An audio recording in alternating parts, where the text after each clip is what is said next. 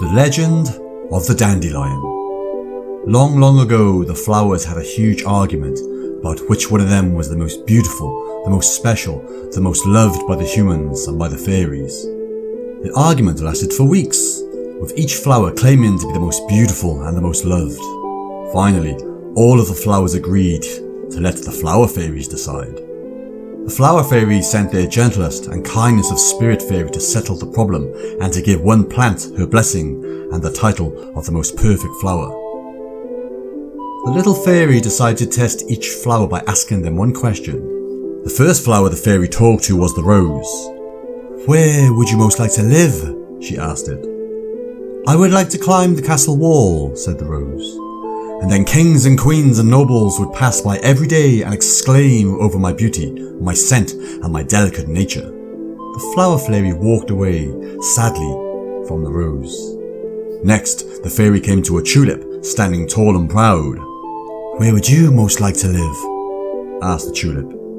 "Oh, I want to live in a public garden," said the tulip, "where every day people would come and admire my beautiful colours and see how straight and tall I stand." Once again, the fairy walked away feeling sad. She walked until she came to a forest. There she found some violets. She asked them, "Where would you most like to live, little violets?"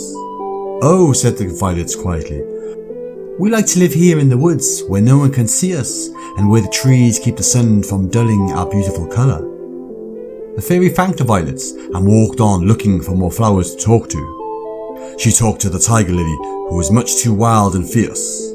She talked to the sunflower, who barely answered her because all she wanted to do was be warmed by the sun. The little fairy talked to the orchids, who only wanted to be taken out to dances, and she tried to talk to the narcissus, but it was too busy looking at its reflection in the water to speak to her.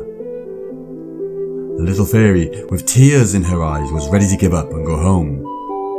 When she came to a field with bright, fluffy, yellow flowers on long, thin stalks. The leaves were long and jagged and very close to the ground, but the flowers, oh, how happy and cheerful they looked in the field.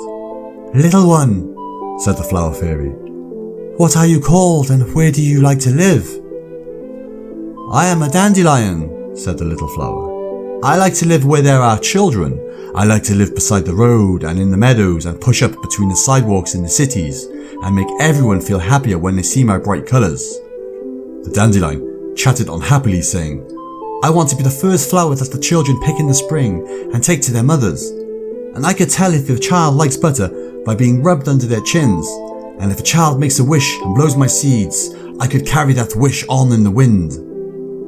The flower fairy smiled brightly and said, "Little dandelion, you are the most perfect and special flower of all, and you shall have your wish. You will blossom everywhere from spring till fall and be known as the children's flower." This is why the dandelion comes so early and pushes her head up everywhere with such strength and determination, and why she is loved by children throughout her life.